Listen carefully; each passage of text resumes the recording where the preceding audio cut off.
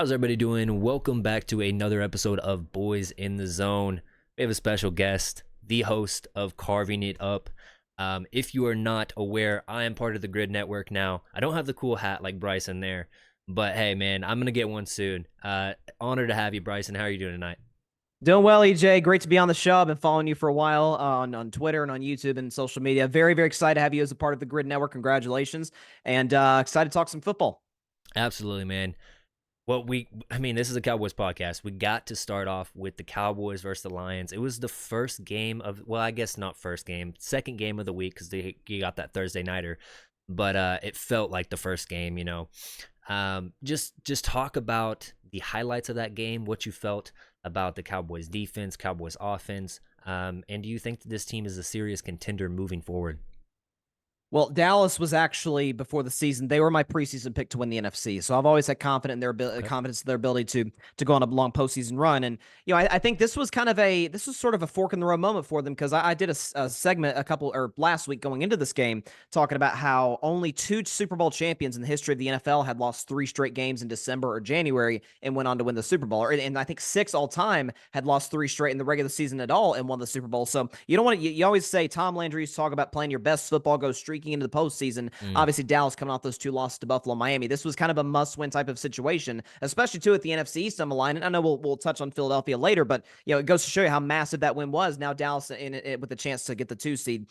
I thought it was going to be a much higher scoring game than it was. I thought Dak was going to play outstanding against this Lions secondary, and by and large, he played very well. yeah. But likewise, I thought Detroit's running game with Jahmyr Gibbs with Montgomery was going to kind of run up and down the field on Dallas because they've really struggled to stop the run this year. I actually thought, listen, the stat sheet says Detroit ran for 120 something yards.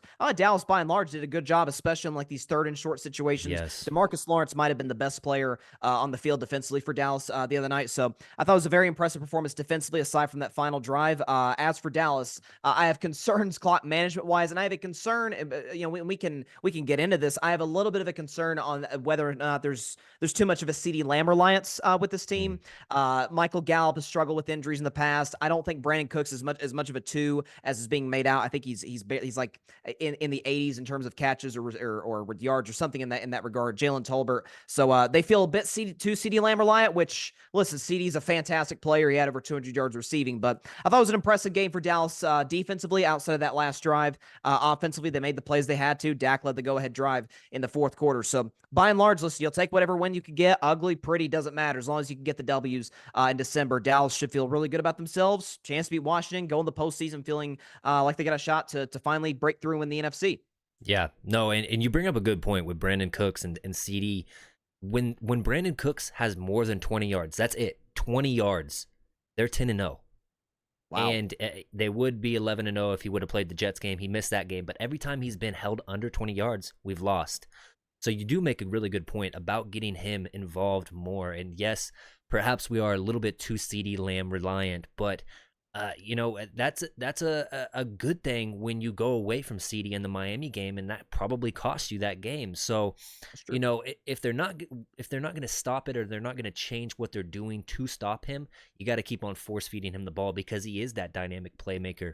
Out wide in the slot, wherever you want to put him, even in the backfield, we saw some runs for CeeDee Lamb this year as well. I think he has 3 touchdown runs on the season. So he's just a weapon by and large. So really excited to see him continue to grow and get that contract, and Dak as well. And those two just continue to get better and better. I think that they're one of the underrated duos in the NFL as far as wide receiver quarterback combo.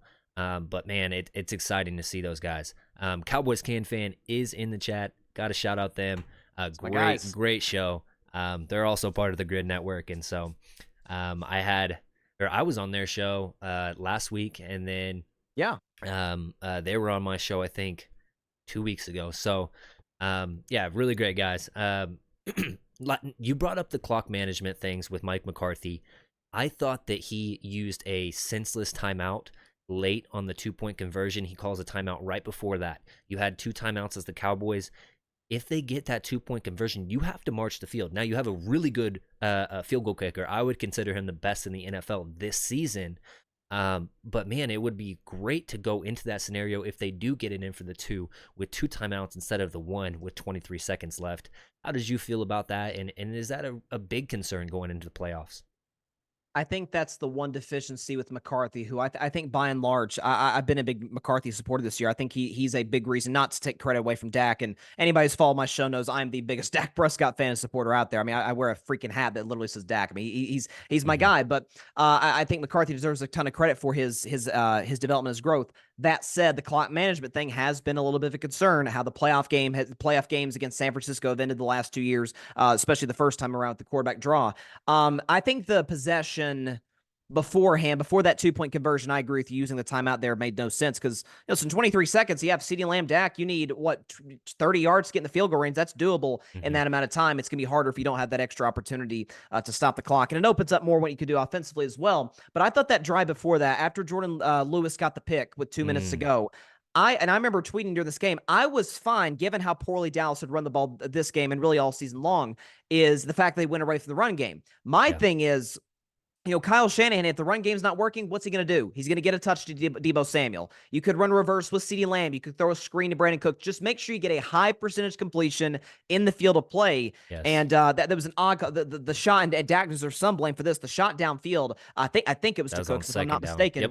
was strange at best. Gave Detroit an extra 40 seconds, which could have cost the Cowboys the game had Detroit converted that 2 point conversion. So if there's plenty of ways the Cowboys season could end, as is the case with any team. But if it comes down to a Mike McCarthy clock management blunder, I don't think any of us would be just shocked. And that's something they'll have to overcome. That's something that's plagued him even going back to his days in Green Bay. And whether or not they're able to overcome that situation remains to be seen. But yeah, and not to shift too much, but Dan Quinn, you alluded to it before we got on about his, him playing sort of like a prevent defense, kind of like a soft man. I thought just by and large, offensively and defensively, Dallas didn't execute terribly well down the stretch, and Yeah. you're going to have to come January in the postseason against these great Super Bowl contenders. Yeah, those final 2 drives for both the offense and defense were worrisome. I completely agree. And just going back to that, they have the phantom tripping call on Peyton Hendershot, which pushes them back. I think it's 1st and 25 then. I don't have a problem with the first pass, and it goes complete to CD, which puts you in, I think, like 2nd and 13. But then to take that shot play, like you mentioned, and it goes out of bounds, you have to have the play IQ as Dak Prescott to know, hey, I can take a sack here if it's by the line of scrimmage, or I can get an easy completion to my running back out of the backfield in the flats. But I cannot throw this out of bounds, and I got to keep it, in play. If I don't have a pass, I got to just take the sack, unfortunately, to keep the clock rolling. And we've seen that a couple different times from Mike McCarthy, actually, throughout the season. So it's not just this time, and it was really a big question previous years. It's been a little bit better this year. But in those close games, man, I'll tell you what, the only other game that we've won that's been, close relatively, was that Chargers game. And the Chargers have so many Yeah. problems themselves in the coaching department. So um, it's one of those things, you got to get it figured out. And like you said, you're going to be playing better teams, uh, more disciplined teams that don't get all the penalties that like your team does. So, you got a good win at home on the Jimmy Johnson Ring of Honor night, which is great for him. Proud to see that guy go in, but man, it was by the seat of your pants, whatever the saying is. Sure. Um, got to shout out Barry Grant Jr. of the All Even podcast My in guy here. too. Grid boy salute. Yeah, I think that we got to talk on CD Lamb a little bit because you talked about them force feeding him, but he breaks the franchise all time yards record and reception records for the season, and he did it in the 16 games before the 17th game was added. So, talk about him. Is he elite? I know that there's a lot of questions about Oh. him, and to me, I think that this guy is one of the top 3 receivers in the league. But I'm interested to hear what you got to say, Bryson. Well, I completely agree. He's a top three receiver. Anybody who says he's not elite, I need to see what their definition of elite is, because he fits every billy. Obviously, you mentioned him breaking two Cowboys single season franchise records, both held by the great Michael Irvin. And listen, his ability to his route running has improved tremendously over the last few years, ever since he came in the NFL. He's always been, going back to his days in Oklahoma, a great run after catch guy. He does, you look at a dude his size, he's not scared of contact. He can break tackles from time to time, and he can turn on the jets when necessary. Again, I mentioned Deebo Samuel earlier. There's some stylistic similarities. Like CD is a little bit better route runner than Deebo. He's a deep ball route. Like he has the entire package when it comes to being a great wide receiver in this league, and he's obviously very smart. And I think after the Miami game, I know there was some discussion because that same day, Amari Cooper went off for like 250 yards or something with the Browns, and there was discussion. Hey, man, because could the Cowboys have kept Amari Cooper? And my takeaway was, sure, but what CD and Lamb have developed into the guy he is, sort of the necessity to have to be that number one guy. I'm not quite sure you would have gotten the same dude. And CD, with respect to Amari Cooper, CD is far more consistent. Yeah. You mentioned his connection with Dak earlier, it being underrated. I think it's the best connection in the NFL. It seems Mm. automatic. If it's 4 to 88, it's going to be caught every single time. And those two guys are going to have to be the guys to get this team over the top. That we've seen them connect against some of the best defenses in football. And if they're able to maintain that hot streak, again, we know the chemistry they have, and how CD, like any great receiver, opens it up for guys like Cooks, for Jake Ferguson, for Tolbert, Gallup, and company is massive. Given the fact that I think the Cowboys are a touch thin at wide receiver outside of CD Lamb, that is going to be key for them. But I think he's absolutely the only guy to 100% put over CD Lamb is Tyreek Hill, because I think he's just a game breaker. Yeah. And with respect to CD, I think what Justin Jefferson has shown since he came in the league, you can argue Justin Jefferson is probably above him. Mhm. Outside of that, you can argue AJ Brown. I know the stats aren't there with this other guy, but Devontae Adams potentially, if he has good quarterback play. Jamar But Chase man, is up there, I think. But Jamar Chase, absolutely. yeah. But what this kid has developed into is nothing short of spectacular. Yeah, no, I completely agree, and it's funny because a lot of people, whenever the Cowboys made that draft pick, they didn't see it as a necessity. They kind of just saw it as a want, because we did have Michael Gallup, we did have Amari Cooper at that time, and that was a pre-injury Michael Gallup that was going for 1,000 yards. So, you know what has happened and transpired with the Michael Gallup injury is it's his own topic, but and Amari Cooper to that fact, and trading him away for a fifth rounder. But man, just the development of this kid, he's gotten better and better and better each and every single year. I think that this is the fourth straight year he's going to improve on his yards per game by 10 plus yards each of his 4 seasons. So can't speak how highly I think of CD enough, and this offense, to give credit to Mike McCarthy again, because before the bye, it was looking very stagnant. We weren't getting a lot of production from our wide receivers. We were trying to be too run heavy. We didn't use enough motion.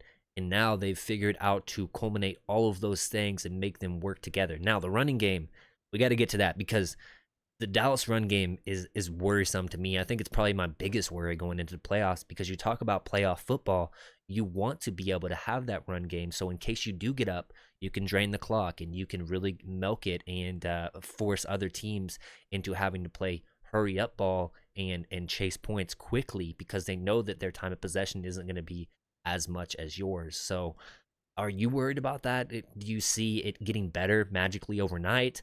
Yes, they did sign La'el Collins, just a former offensive tackle for the Cowboys today, but he's more of practice squad right now. So interested to hear what you got to say about that. Yeah, I think when you've struggled in the running game since week 1, we're now at January 2nd, going into the final week of the regular season. You kind of are what you are by this point, unless you were to make some massive change at that position. Obviously, I think we'll discuss that later. But that's part of what made them so dominant in 2016. Is obviously Dak was not near the quarterback then as he is now, Mm-hmm. but to be able to rely on Zeke and that awesome offensive line to be able to drain the clock, as you mentioned, against teams like San Francisco, like Philadelphia, Detroit, etc., the Rams as well. What you saw on Saturday was kind of the Dallas nightmare scenario, because of they don't have any running game. And I saw this stat the other day that was pretty mind blowing. I read on my show, was the fact that Mike McCarthy is, and this is sort of my big criticism of him, is that he talked about when he got hired. I'm Mr. Analytics guy. Well, the analytics Yeah. said Yeah. on first down, you ran the ball 12 times, you got 1.7 yards a carry. When you threw the ball, Dak was 12 for 12. So like and he gets set up in these 2nd and 2 situations instead of having to play behind the sticks Yeah. from time to time, and that could be a concern. So yeah, offensively, that is my biggest concern for the Cowboys. I don't think Tony Pollard, and we knew this going in, was not much of a power back. I now have concerns about whether or not he's a number one back in general, and I honestly didn't think that, or I thought he was a number one type back last year, that they could use him in sort of like a no disrespect, but kind of like a poor man's Christian McCaffrey type of role. Yeah. And he simply has not been that. I think he only has one 100-yard game on the season, if I'm not mistaken. So whether or not they're able to Yeah. get that going is I don't think they will without some kind of major personnel change. I know they added Lyle Collins, but it's for Dallas offensively, it's going to have to come down on the shoulders of number 4 and number 88. Yeah, yeah. You got a good point there. Got to shout out Jeff Hollis, who's in the chat. New time listener. I think he's been in here the last 2 shows, so I want to shout him out for being consistent and coming back into the show. He says O-line and running game both need to step up to a higher level, and I think that we're both echoing that. One thing I definitely will say, and the Cowboys fan just brought it up, is Dalvin Cook is on the market now. Are you interested in that? I think that he's more of a heavier set back that could be your goal line kind of a back to get you those tough yardage that Tony Pollard hasn't been able to get. However, I really don't think it's a running back problem as much. I think it's really just the offensive line not opening up holes consistently, and then pair that with Tony Pollard not being, very great in the vision department this year. I just think that he's been lacking finding the right hole to jump through and make that hard cut if he doesn't see anything, get upfield quick.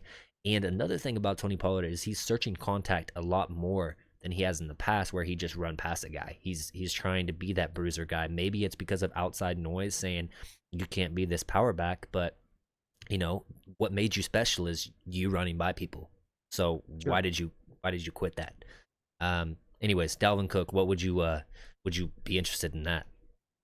Yeah, well, first of all, with Pollard, I almost wonder if some of that is a good little bit of the Michael Gallup syndrome at the injury, the ACL the broken leg last year against the Niners doesn't Yeah. still factor. So we'll see if he does come back to Dallas next year. He's on the franchise tag. We'll see if he's able to get back to that guy. But I was a guy who for weeks, and it doesn't look like this is going to happen because their season is almost over. But I was sort of the mindset that, hey, if the Patriots continue to struggle, maybe Zeke asks out, maybe there was a reunion type of situation where he could be kind of the Cowboys power back in those short yardage situations or those goal line situations. Well, now you've had an opportunity that kind of opens up for you with Dalvin Cook. He hasn't been used that much, or to be honest, that well in New York. Obviously, Breece Hall is the guy there. But listen, it's not a very good offensive line with the Jets. I've talked about that all season long. We're all aware of that and the questions with Nat Hackett as the OC. But you put him with Mike McCarthy. We know the success. Even just last year, he had a very good season with Minnesota. And obviously, we know the Vikings have a solid interior of their offensive line. Listen, Dallas still does have Zach Martin. We'll see about the health of Tyler Smith long term. That's going to be key for them, and Biotish as well in the interior. Yeah. Listen, if you bring in a guy like Dalvin Cook, obviously Tony Pollard's going to be your lead back this weekend against the Commanders, but kind of ease him into that number 2 back role, and maybe he ends up being your power guy in these short yardage situations. Because listen, as much as much as people talk about like the brotherly shove and all these quarterback sneaks, these developed quarterback sneak plays, I'd like for Dak to take as little hits as possible, and if you have to rely on that potentially in these 3rd or 4th and 1 situations, I know they tried the handoff to Hunter Lipke, and we saw that worked out against Miami. So like if you have that guy, that bruiser, just give the ball off to get over the top or get through for a first down. That'll be really key for them. And by the way, it'll open up everything else offensively in terms of the passing game. Now the defense has to respect if you can get 3-4 yards a carry. Listen, it's 2024, but the running game still matters in this league. We see that with San Francisco and Baltimore as prime examples. So if I were Dallas, I'd go out and get him. I think he'd be a great fit there, but we'll see if they do. Yeah. Here's a question from Jeff Hollis. Do you guys think that they don't use TP in the right way? Too much between the tackles? Thoughts? If I had to answer this, I would say that it's not about using him the right way. I just don't think that he's the same player as he was last year before the health concerns and the broken leg. I don't know that he really trusted as much his speed, that being. So we've seen him take runs up the middle in between the tackles and go for 60 yards. Like, we've seen that. Now, he doesn't have the combination of I think this is the biggest thing is it's less about Tony Pollard and being used the right way. I think it's more about not having the complementary back that wears the defense down and that change of pace. Because when the linebackers are used to having a guy that, let's say, has 4 or 5 speed meet them in the gaps, they're slower. They can see it. They have more time to process. And then coincide that with bringing Tony Pollard back in, giving him the same exact run, and he hits the hole faster. Their mental process isn't sped up the same way that it was whenever they were seeing Zeke. And so that's what helped him spring loose in the past. So less about Tony Pollard, more about the offensive line opening up those holes, and more about not having that complimentary back for me. You kind of feel the same? Yeah, I think some of it too is part of the reason he was so explosive. And I know Dallas slowly kind of made him their number one back last year, at least sort of the 1A back to Zeke as time went Mhm. on. But I don't know if physically, especially come off of a broken leg, fresh off of a broken leg, not even a year ago, if he's kind of designed to, if he's built to sort of be that guy to get 15 to 20 yards of carry, or not yards of carry, but 15, 20 carries a game. The last, I was just kind of thinking in my head, like when the last like explosive play, and correct me if I'm wrong, but that play against the Chargers where Dak broke outside the pocket, hit Pollard for what was almost a touchdown in the fourth quarter of that game. That's the last time I can remember him really breaking off a long run. So I say that because I think maybe some of this is a wear and tear problem. Maybe would you consider, and this is just throwing this out there, would you consider maybe resting him, having him fresh for the playoffs, going with I'm not sure what the health of Rico Dowdle is. Obviously, you guys have guys like Deuce Vaughn as well that you could use, and CeeDee Lamb too in the running game. I don't know. That's just a suggestion, but I think some of it's the wear and tear. I don't know if he's a guy like, certainly Derrick Henry's sort of the prime example of this, to be able to sustain all these hits and all this wear and tear over the course of a 17-game season and the playoffs, especially come off a broken leg. Yeah. Well, for me, to answer your question, I think that we got to see where Rico Dowdle is. Mhm. But to ask like a Deuce Vaughn or a Hunter Lipke, and I know he's a fullback, he has not been good in pass protection this year, despite what some people think. He really hasn't. Now he's been good in his runs and in catching the ball out of the backfield. He's been good, and minus the fumble, I would like to see more of him. Now, he did probably kind of maybe lose us the game against Miami. Sure. You don't want to hinge it upon one play every single time, but you score there, you get an extra 6 points. So well, not an extra 6 point. I guess that'd be a 4 point swing, but still more than you would have had. And Miami beat you by 2, I think. So it is what it is. And I don't see another back that could kind of fill, or on the roster right now, that could fill Tony Pollard's role right now. Now, get Dalvin Cook. See what I mean. He's a pro. He's a veteran, so he probably knows basic blitz pickups and understands that stuff. Running back is probably the easiest take off the street position and implement them right away. So it depends on what Dalvin Cook has left in the tank, and if you want to play for you guys. I mean, you guys are contenders, so you got that. But it all comes down to how they feel about Tony Pollard. I think he's healthy. I just don't think that he trusted as much, and I don't think that the O line is opening those holes. So only time will tell. This marks 2 straight weeks of the Cowboys fumbling it at the goal line, though. You're not going to be able to win in the playoffs if you're turning the ball over. CD has the fumble. Dak has the interception. Now, on the Dak interception, I thought that he thought that I completely agree with you. Hutchinson jumped over the line, Yep. and thus he was just like 50-50 ball. I'm gonna take the shot to my best player. And so you saying that you agree with me, I don't have a problem with that, because literally it was like a carbon copy of what Hutchinson did and what Michael Parsons did on the 2 point conversion. They called it against Michael Parsons. They did it against Hutchinson. The result of those things is 5-yard penalty one way, an interception, and a turnover the other way. The reffing, the officiating has been questionable all season, regardless of Cowboys games, regardless of whatever game it is. It's been questionable all season. How concerned are you about that stuff going into the playoffs?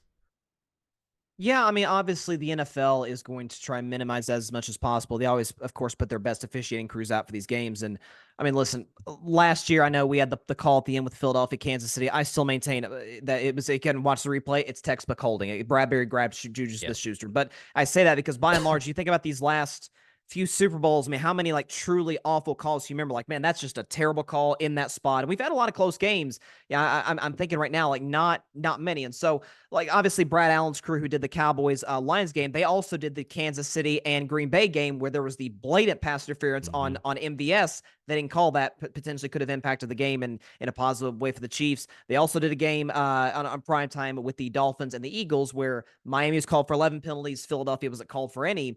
Yeah. And so that's a concern as well. And obviously, again, I'm a Steelers fan. They're doing the Steelers Ravens game on Saturday. So little nervous, a little concerned there, but we'll see what happens. But I think Adam Schefter reported they're likely not to do any games in the playoffs. So listen, I'm not sure how you fix it. Again, you are 100% right. Officiating has been a little bit of a question mark for the NFL this season. But listen, in these playoff games, you try and minimize that as much as possible. You let the players determine it unless it's just blatant and obvious. And I don't think it will be as much of a story as we get towards, especially towards conference title games and Super Bowls, as it is in Week 18, because the NFL is going to try and put the best crews they possibly can out there. So to answer your question, long story short, I think it will. Listen, there's going to be multiple playoff games. You're going to have questionable calls. Yeah. It's Yeah. going to happen, but I don't think it's going to be just egregious and literally determine the outcome of games. I don't think that's going to occur. Maybe I'm Would being you optimistic, are but we'll you see. like do you err on more of like the I like the officiating that lets the guys play a little bit more in the playoffs, a little bit more handsy. You got to be a little bit more physical, or do you like, hey, that's a holding, you got to call it. That's written in the textbook. How do you kind of err on which side for the Yeah, playoffs at least? I'm kind of in the middle. Like, I think obviously I'm with you. We all as fans, players, coaches, everybody wants the players to decide the game. My criticism of officials, and we saw this, you sort of alluded to it with the Micah Parsons and Aiden Hutchinson thing, is however you call it, whether you call it tight, whether you kind of let the players determine it, Hmm. just be consistent. Just be consistent with both sides. I think the whether or not we like the calls or not, the fans could say, hey, I mean, they called it for the other side, so I mean, it's not like we can, the other fan base would have every right to get mad if they were to change the how they do things. But I've always had a rule, whether it's football, basketball, any sport, like last 5 minutes, unless it is absolutely obvious, blatant, like you can't ignore it. It has to be, again, like Saints Rams pass interference. Like Yeah. if it's something like Yeah. that, you have to throw the flag. You have to call a penalty. Outside of that, man, it's gonna be physical. These guys are desperate. They want to advance. Just let the players determine the game. But my criticism is not as about that as much as it is just be consistent on what you're doing. If you're calling it tight, then call it tight the whole game for all 60 minutes, and the same as if you're calling it loose. Yeah. No, I completely agree. Let's just jump into the elephant in the room with the 2 point conversion thing. We're not going to spend a whole lot of time on this because everybody and their brother has talked about it. But do you kind of, I guess the question really is, do you feel like the official lied after the game and said, no, no, no, 68 never did. It was 70 that came over there what did he help me out here, Bryson? Skipper, number 70. He as an eligible receiver, Yeah. he made himself or made it known that he was going to be eligible. Do you kind of feel like the Lions are telling the truth, officiating crew? How do you feel about that? Yeah, I think there's some video angles that look like they probably told Brad Allen, but at that point, like he had his back turned to the play, like he was ready to go. So I think a lot of this is, and I've been a Detroit Lions supporter all season long. Before the year, I actually predicted them to lose to Dallas in the NFC title game. Like I thought that highly of Mm. them coming into the season. I still think they've had a remarkable year and are very well coached. I think it was they weren't trying to obviously they weren't trying to fool the officials, but in trying to fool Dallas, they actually kind of fooled the officials a little bit. Was it the wrong call? Did he report as eligible? Technically, yes, but in that you wanted to be subtle about it. Because you obviously the PA announcer is going to announce it. Number of whatever is reported as eligible, and now it kind of tips the defense off to okay, something's probably coming. We're going to see what they're trying to roll Yeah. out here. And so again, if you're trying to be subtle about it, like don't be shocked. It's sort of the old saying: if you get the officials a reason to throw a flag, don't be mad if they do throw the flag. And they sort of did that to a certain degree. I know it's a little bit ticky tack in terms of, but listen, I as poorly officiated as the game was. I'll take a man at his word if you didn't hear the guy say it. Listen, it's loud in Dallas. They're all trying to get into the Lions' head for the 2 point conversion. My Yeah. my biggest issue though was that and I love Dan Campbell. I love his aggressiveness. He had the fake punt in that game with basically a linebacker throwing a pass. Like that's why I love Dan Campbell. Mm. Why he went for 2 from the 7 is beyond me. Like at that point, it's okay. The 2 point conversion Yeah. didn't work. That's your best play. Kick the extra point going to overtime. I actually think Detroit might have had kind of the momentum on their side because of Dallas's blown clock management. The Lions finally breaking through and getting a touchdown there. I did not get that. Now they got bailed out by the Micah Parsons offsides, but they didn't convert in the end. That was odd at best. I think that was Dan Campbell being kind of defiant, saying, "Come hell or high water, we are going for two." But the fact of the matter is, when new information presents itself, when the situation changes, you got to adjust on the fly. Yeah. And Detroit's done that very well this season. They just didn't do it there. So, but if they kick the extra point, we might be having a very different conversation today about Detroit and Dallas for that matter. And the Lions would actually still be alive for the 1 seed. So, did the officials make a mistake? Yes, not without the assistance of the Lions. Let's put it that way.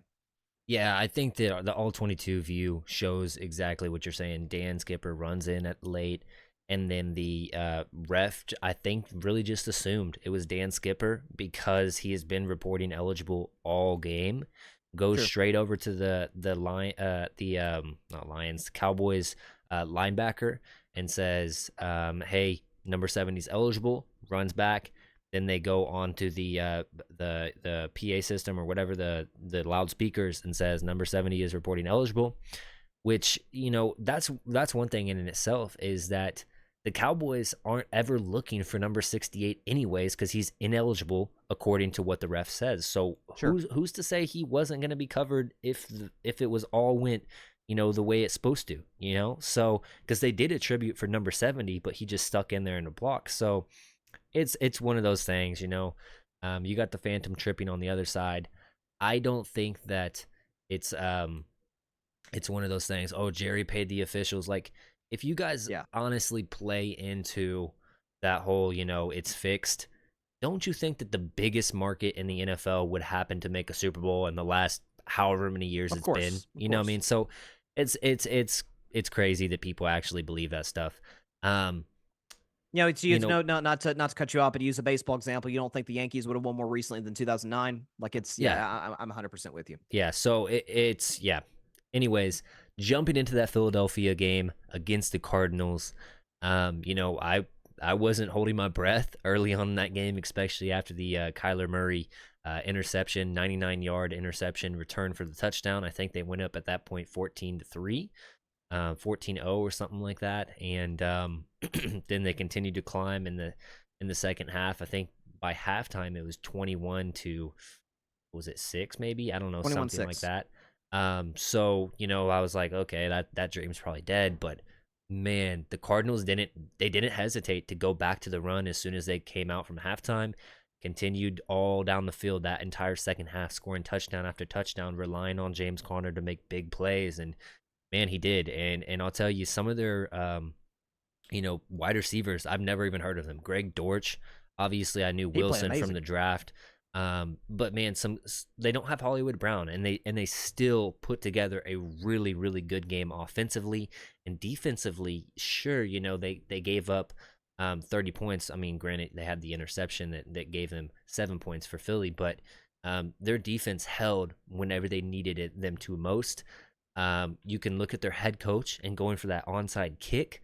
There's like 5 minutes left. That shrunk the field for Philly I and thought that made was a it. very smart call. Yeah, I mean, that just That's thinking ahead. That's really, really good game management right there. yeah, Jonathan Gannon, for all of the crap he got in Philadelphia as the DC, he comes back into that house and gets the dub and helps Cowboys Nation in the same night. So man, I loved that. That puts the Cowboys at the 2 seed right now. All they have to do is win against Washington, and it seems like Washington probably wants to lose, as they have the second pick in the draft currently. What is your broad overlook on that game, and then moving into the Washington game next week? Yeah, on last Friday's show, I picked the Cardinals to win the game because I thought Philadelphia's defense. I don't think I know. We all know Philadelphia's Yeah, defense is nothing short of atrocious.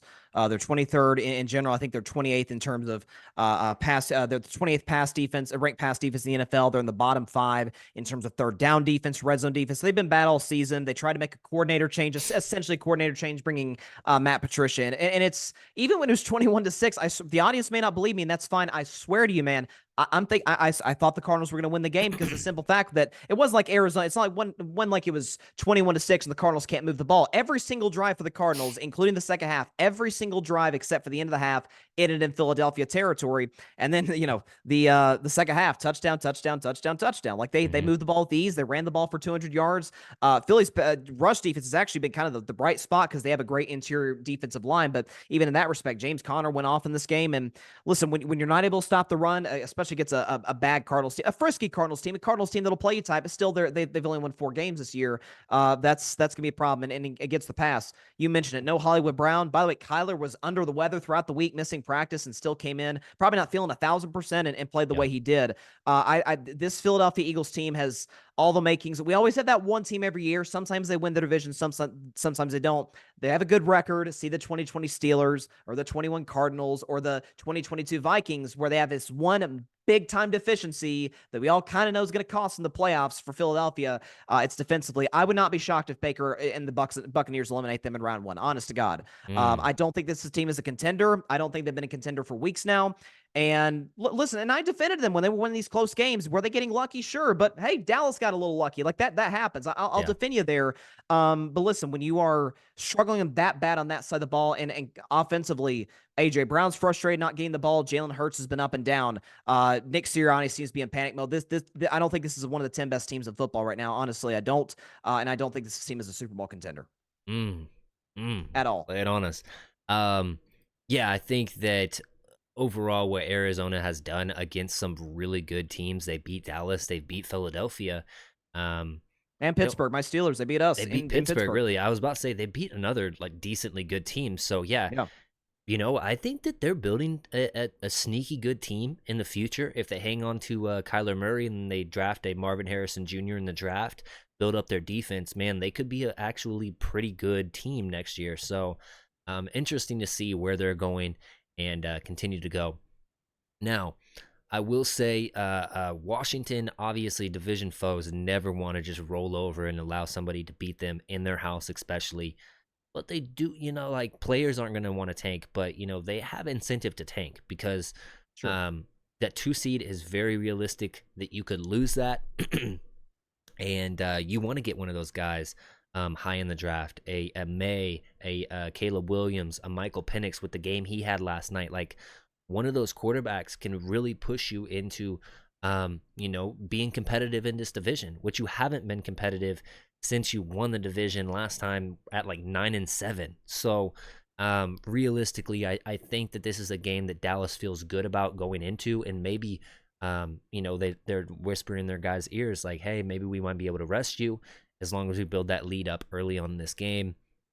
I'm expecting 30 points probably from Dallas, but Washington's not going to completely roll over is what I'm expecting. How do you see that going? Yeah, I mean, especially in the NFL. Gosh, this had to be a decade plus ago where they changed it to all divisional games in the final week of the season, which I think is great. Hmm. And listen, this is likely Ron Rivera's last game as the Commanders head coach. Like you said, they have incentive to tank. But at the end of the day, this is a division rivalry. Washington, Dallas, they go back decades. And look, you do want to play spoiler. Like, I mean, they played San Francisco pretty tight last week in the first half. And then the Yeah. Niners, obviously, because of the massive talent advantage, pulled away and the massive coaching advantage. But listen, we remember last year, week 18, when the Cowboys still had a chance. They didn't control their destiny, but a chance to still get the division. And Dak laid an egg. The defense was bad. The special teams was bad. So maybe that's a little bit of an advantage for Dallas because they kind of have that in their head to not repeat. Washington's been an awful defense all year. I think they're still bottom of the NFL in scoring defense. They're not good against the pass. So I have no reason to believe Dallas will lose this game. But nonetheless, if it's tight in the first quarter, maybe if Washington even has a lead early on, I wouldn't be shocked because these divisional games, man, you always know these either you're familiar with one another, you're not fooling anybody. Oftentimes, it's the talent and the coaching that wins out. So Dallas should feel good in that regard. But I do not think the Commanders are just going to openly just throw this game and say, Yeah. let's worry about next year. Because fact of the matter is, Ron Rivera is probably not going to be there next year. Some of those players aren't going to be there next year. So if they can go out and screw up Dallas' season and maybe put themselves in a position to further their careers, they're not going to miss that opportunity. Yeah. And I mean, Sam Howell has every bit of reason to go out there and play the best that he can because he really Absolutely. is probably playing for his job. If they want to go and draft one of those quarterbacks that I mentioned early in the draft, what does that do for him? How does he feel knowing that he actually had a pretty good season under Eric Bieniemy? He just got to cut down on the holding the ball too long and the interceptions. So we'll see, man. Cowboys fan is if Dallas loses this game, they have no business being contenders in the postseason. I completely Agreed. agree. Vinny says, "What's up?" Official Manny B in the building. What's up, man? Let's bring up these playoffs. The percentage possibility that these teams make it. So currently we got LA in the 6th seed. We've got Green Bay in the 7th seed. And we got Seahawks, Saints, and the Falcons all in the chase. Now the Falcons, they have to win their division in order to get in. The Saints, let me move that back. The Saints, they have. Oh, I guess can earn once. Oh, no. I believe that they can make it in as a wild card, but both LA and Green Bay have to lose in order for that to happen, and they have to win. I think actually they have to have the Seahawks lose as well.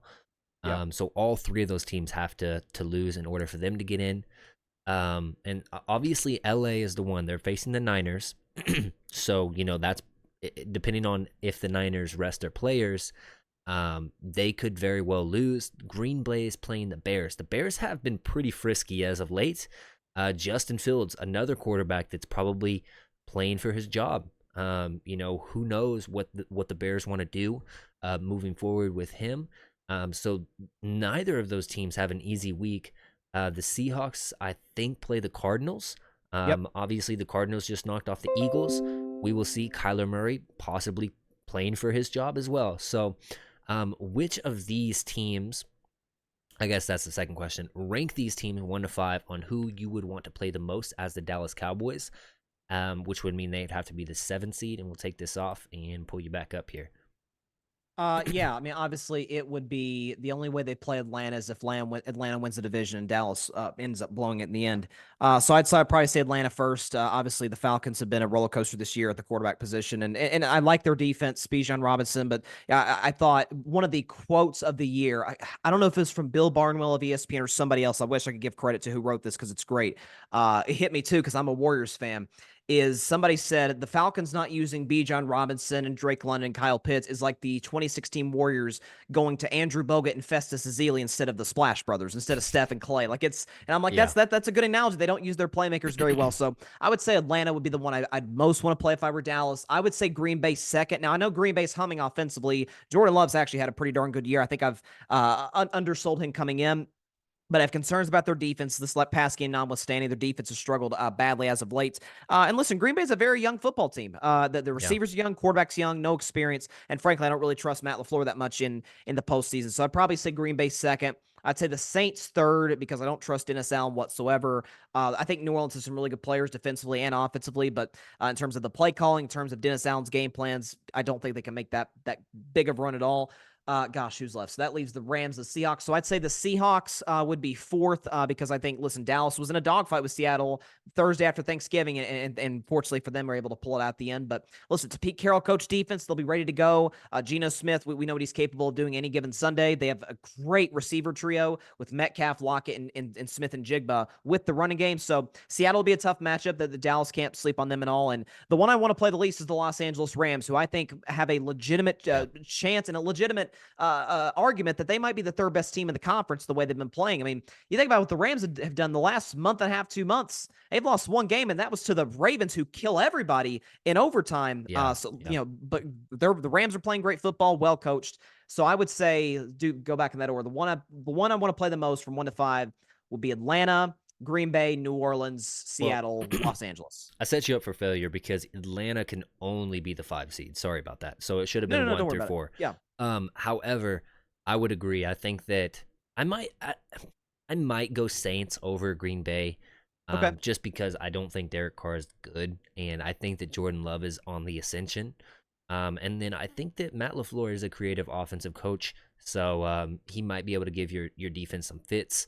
But I don't have worries about Dak against that Green Bay defense, just because Barry, as the DC, is just so bad. He doesn't make adjustments, so I feel good about that. The only worry would be Jair Alexander on the outside. Then out of those two, left LA and the Seahawks, I think I'd rather play the Seahawks just because I don't think that they could do it the same way that they did it earlier coming into the season, into AT&T Stadium and repeat that, and they still come up with the L. So, I have full confidence in the Cowboys' offense against Seahawks, and I think that that defensive performance was a result of the defense playing 3 games in 12 days or whatever it was whenever they met the Seahawks. So, and then I agree with you. Yeah, LA is 100% the most scary team in the wild card round. Wild card round. Like you said, Baltimore.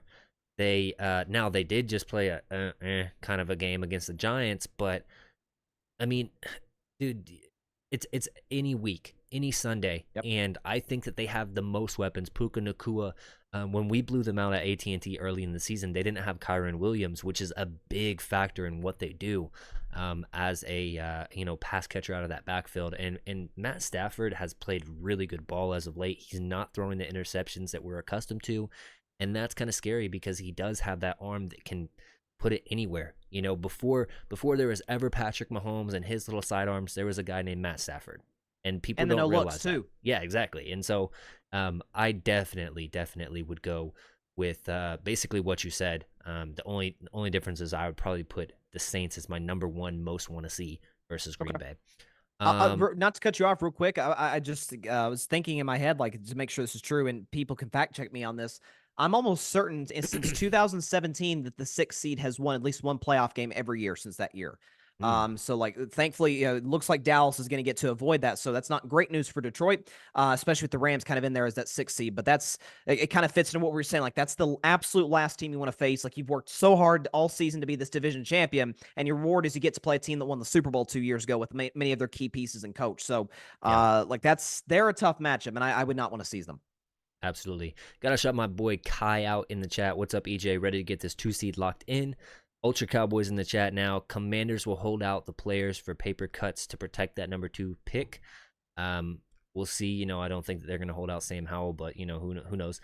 Cowboys Can fam, be sure to hit that like button. Completely agree. Subscribe if you haven't. Turn on that notification bell to know when I go live each and every single time. And come kick it with us. Let's see. Ultra Cowboy says, will beat anybody as long as it's at home. And hey, I like the confidence with that. Jeff Hollis, doesn't matter as long it's sorry, tongue twister. As it's a home game, Rams Seahawks most dangerous, but Dallas gives us a leg up at home. I agree with everything that the chat's saying right now. Second question for you, Bryson. Which of these teams, regardless of them playing the Cowboys or not, do you think has the best chance of moving on to the divisional round? I think this is the Rams from what you said earlier.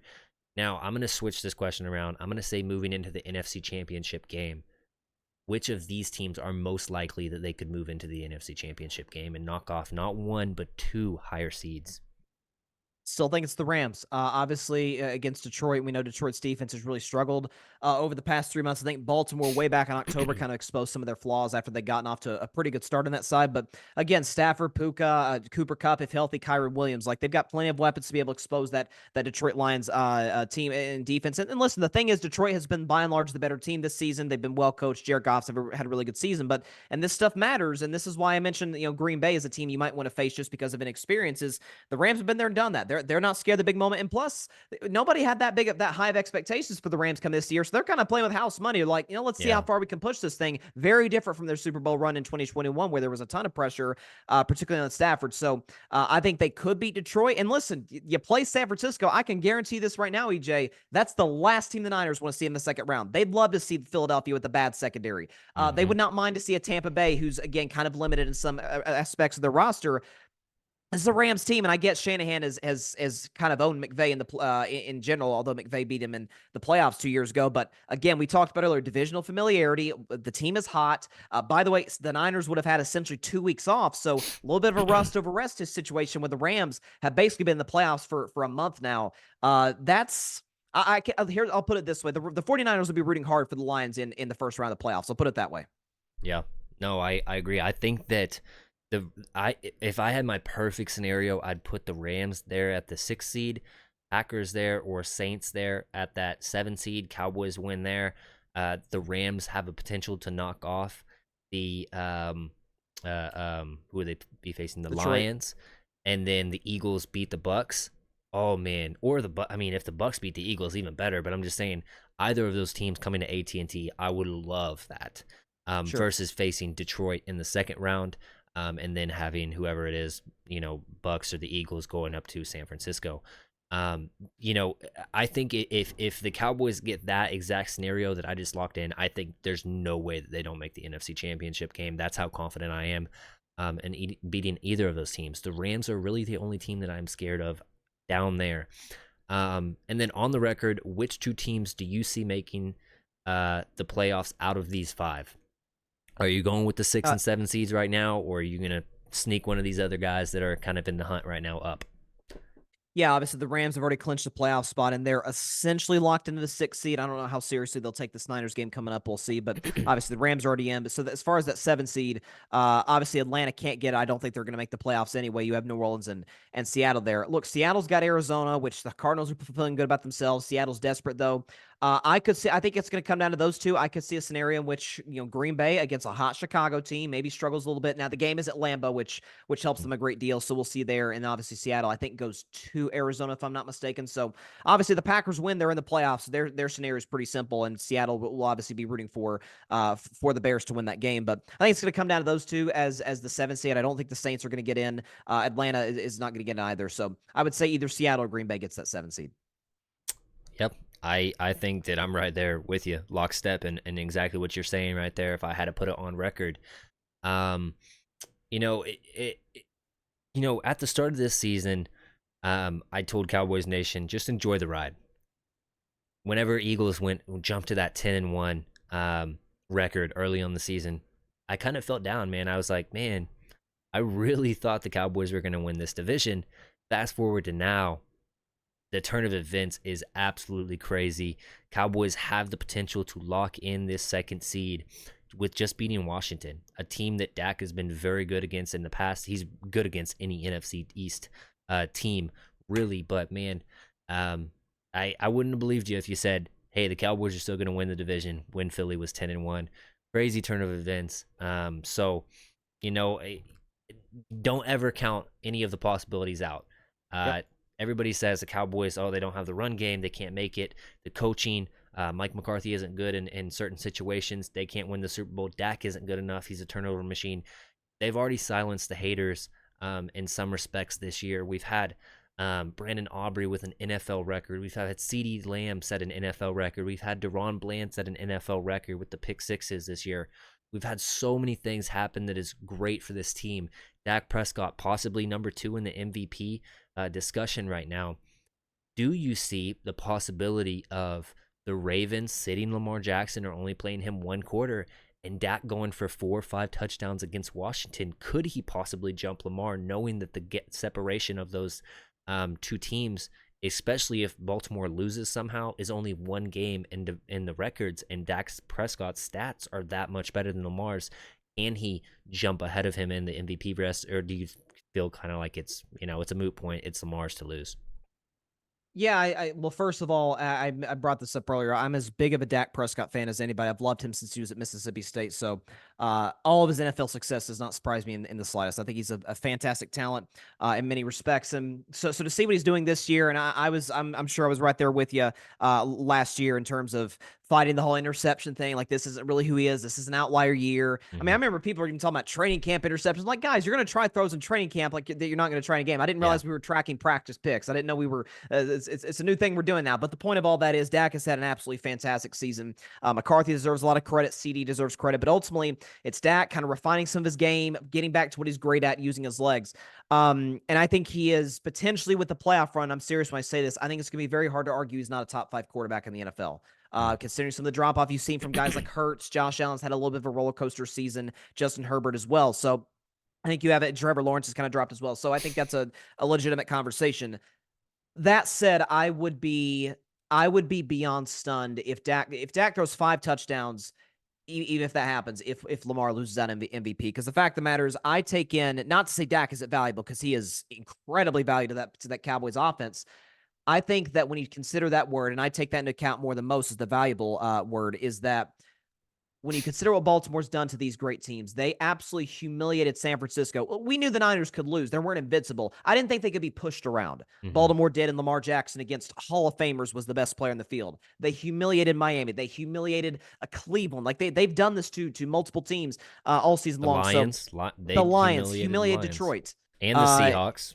and Seattle, like again, you keep mentioning teams over and over. Like this is who they are. And again, they're a great football team. Not to make it like Lamar's carrying them, but now that they sort of in a similar fashion to Dak and Dallas, now that they've catered to Lamar's strengths, given him some real legitimate weapons, even without Mark Andrews, he's still doing what he's doing. So I think you have to give it to Lamar. Like that's stats don't always determine who wins MVP. We've had plenty of situations where guys have led the league in touchdown passes and not won the award. But that said, Dak would be my number two. I think his value to the Cowboys cannot be understated or can be overstated. And even last year, like I was in the minority that's saying that, yeah, the Cooper Rush story is nice, but the Cowboys offense with Dak and with Cooper Rush it's not even, they call the game differently in Yeah, Dallas. So yeah. I would be, listen, I'd be excited if he won the award, but I would be genuinely shocked if he leapfrogged Lamar, because I think what Lamar has done, especially without Mark Andrews in the last half of the season, is nothing short of spectacular. Yeah, and like I said, I mean, I don't expect Dak to win the award. I posted on Twitter, whatever happens with the MVP race, whatever. If the Cowboys, or sorry, if Dak Prescott gets snubbed of an All Pro honor, which only two He won't. quarterbacks He get, won't. well, Brock Purdy, he's up there, and if they give He Lamar yeah, the it's gonna be MVP, those two though. Yeah. and man, I don't know. They love Josh Allen. They love Brock Purdy. It's one of those things, man. Who honestly knows? But if he gets snubbed of that All Pro, oh man, I would be mad. Oh man, I would be mad Yeah, because that'd be crazy. that is the one thing that I think personally right now the Cowboys are in a great spot as long as they win this weekend to make the NFC Championship game, exercise some demons, beat San Francisco, go to the Super Bowl. If that gets the All Pro, I can finally shut up all the Eagles fans that say Jalen Hurts has an All Pro. Jalen Hurts has been to a Super Bowl.